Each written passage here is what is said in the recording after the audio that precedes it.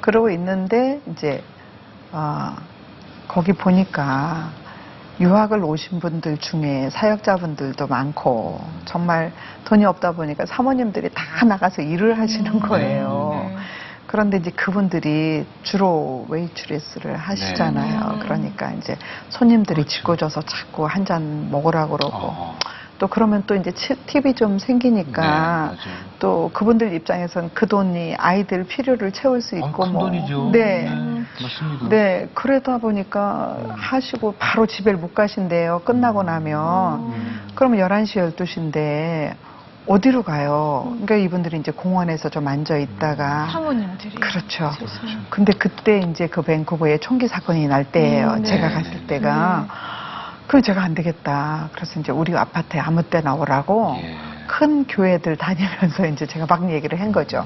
만약에라도 밤 늦은 시간에 갈 데가 없거나 그러신 분들, 그러니까 제가 이제 재밌게 얘기했죠. 혹시 저하고 놀고 싶은 여성분들은 저희 집은 열려 있으니까 뭐 밤 12시든 새벽 2시든 3시든 아무 때나 오세요. 제가 이렇게. 그게 뭐냐면 제가 한국에서 이제 나중에 할 때 보니까 가정 폭력은 그 시간대에 일어나요. 그 시간대에 여자들이 갈 데가 없어요. 찜질방을 그 시간에 들어갈 수도 없고 얻어 터진 상태에서. 그래서 이제 그 여성들이 그 시간대에 갈 곳이 없다라는 걸 알고 거기서 그렇게 했던 이제 많은 여성들이 온 거죠. 그 상담 받으러 오신 분들 아니면 또 피해서 오신 분들 가운데 가정으로 돌아가는 확률은 몇 %나 돼요? 제가 보면 거의 이제 70%. 예, 복음을 받아들인 사람은 거의 다 들어갑니다. 돌아가시고. 네, 그러나 그 후의 삶은 어떻게 아주 되는지? 좋아집니다. 같이 이제 상담 옵니다. 아내가 건강하게 돌아가서 남편에게 권유를 하죠. 여보, 내가 사실은 힘들고 지쳐 있을 때 이런 도움을 받았어. 그래서 그때 좀 더 도움을 받고 싶었는데 당신을 빨리 만나고 싶어서 돌아왔어. 그래서 같이 와요. 네. 그러면서 이제 가족들을 치료하게 되죠. 자녀까지. 자녀까지. 네. 그렇게 해야 원칙이거든요. 많으니까요. 네네네. 그 엄마가 자기네들의 그 바운다리가 되어주다가 떠나면 아빠들이 아이들한테 폭력 그치지 않거든요. 애들한테 폭력하죠. 그래서 늘 당하고 있었다가 엄마가 와주니까 너무 고맙잖아요. 근데 그 고마움이 원망으로 가는 거예요. 그래요. 그럴 수 있죠. 우리가 이렇게 힘들었는데 그때 엄마는 거기가 있었어? 엄마만 편하게 있었어? 이게 오는 거예요. 그래서 제2의 트라우마가 생겨요. 아이를 데리고 나오는 분들. 근데 데리고 오는 분도 많죠. 네, 데리고 나오면 또 남편들이 굉장히 추적장치다 뭐다 해가지고 찾아내려고 굉장히 노력도 합니다. 그래서 쉼터는 가려져 있어야 돼요. 드러나면 안 돼요. 그러네요. 친척도 가르쳐주면 안 돼요. 그러네요. 네.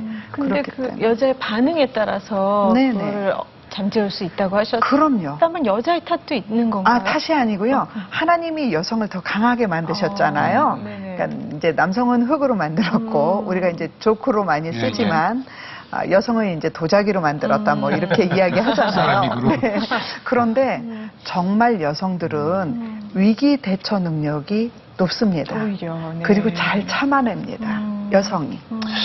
엄마가. 살아보면은 그 남성들이 훨씬 의존적이에요. 맞습니다. 여성에 대해서. 그래서 그런 의존적인 것을 여성들이 좀 아시고 감싸주면은 가정이 좀 원만하고 그런 역할이라고 그럴까? 거기에 좀 부족하면 주변의 가족들을 보면은요. 아내가 이제 그 어떻게 가정의 분위기를 끌어가느냐에 따라서 굉장히 과격한 남편도 물론이죠. 아내 앞에서는 그렇습니다. 온순해지는 이런 것이 이제 하나님이 준 지혜예요. 그래서 우리는 천국문을 여는 열쇠를 하나님이 주셨거든요. 그 열쇠 사용하는 법을 가르쳐 줍니다. 아니, 오늘 방송 보시는 분들을 위해서 그러면 이렇게 조금 만약에 팁을 좀 알려주세요. 가장 먼저는요. 매일 아침 큐티를 하십시오. 정말 사람을 만나기 전에 하나님을 만나고 하나님이 주시는 지혜를 얻는다는 거 중요하고요. 그 다음에 저는 이제 잠자리에서 일어나자마자 제일 먼저 외치는 게 있어요. 하나님 감사합니다. 오늘은 하나님이 나에게 또 어떤 놀라운 일들을 행하실까요?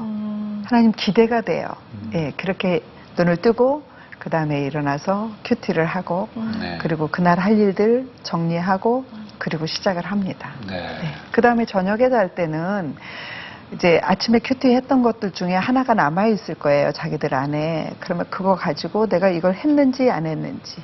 그렇다면 내가 친구하고 오늘 전화를 하라고 하나님이 계속 마음을 줬었는데 전화를 안 했어요. 그럼 잠자리 들기 전에 전화해요. 친구야, 내가 오늘 네가 너무 많이 생각이 났어. 그래서 내가 너를 위해서 기도했어. 이런 것들이 하늘의 보화를 쌓아두는 비결이라고 저는 보여집니다. 네. 큐티가 큰 도움이 될 것 같고. 네네. 또 가정 예배도 참 도움이 될 것 같아요. 그럼요. 가정 자녀들에게도 예배. 좋고. 네, 제가 성공한 비결이 이제 제 아이 어려서 남편 사라졌잖아요. 네. 그때부터 아이하고 둘이 예배를 시작했어요. 그러니까 큐티만 했었는데 큐티만 해가지고는 안 되겠는 거예요. 그래서 가정 예배를 드렸어요. 그때부터 우리에게는 근심이 없어졌어요. 그래서 하나님께서 우리를 이끌고 가신다라는 사인을 계속 보여주시고 네.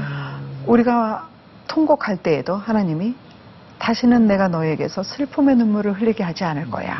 네, 이러면서 약속의 쌍무지개를 저희 딸이 저기 와 있는데 함께 보여줬어요. 네, 그래서 그 무지개 바라보면서 우리가 선포했어요.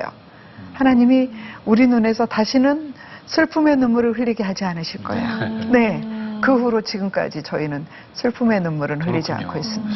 상담을 하는 것도 상당히 뭐 좋은 봉사이긴 하지만 실제로 네. 소장님 같이 네.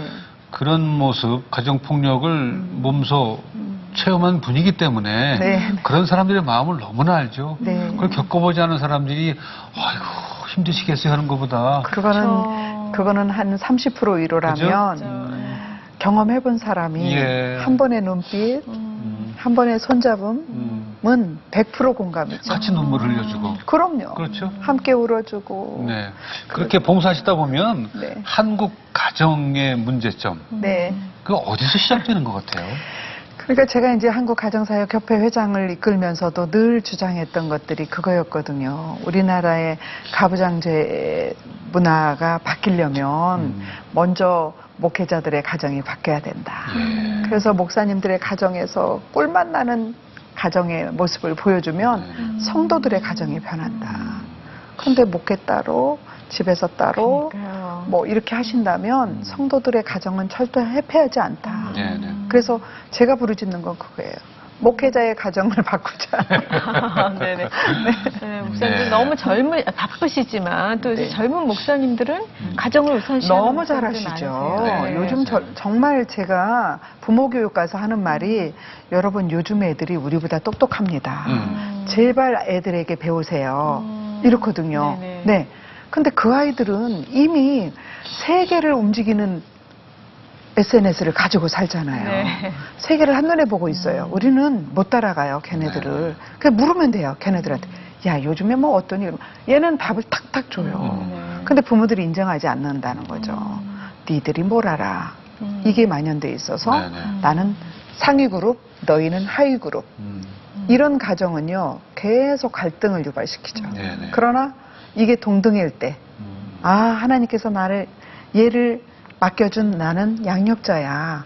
이렇게 되면요, 이 가정은 늘 상호 균등한 가정으로 갈 수 있다라는 거죠.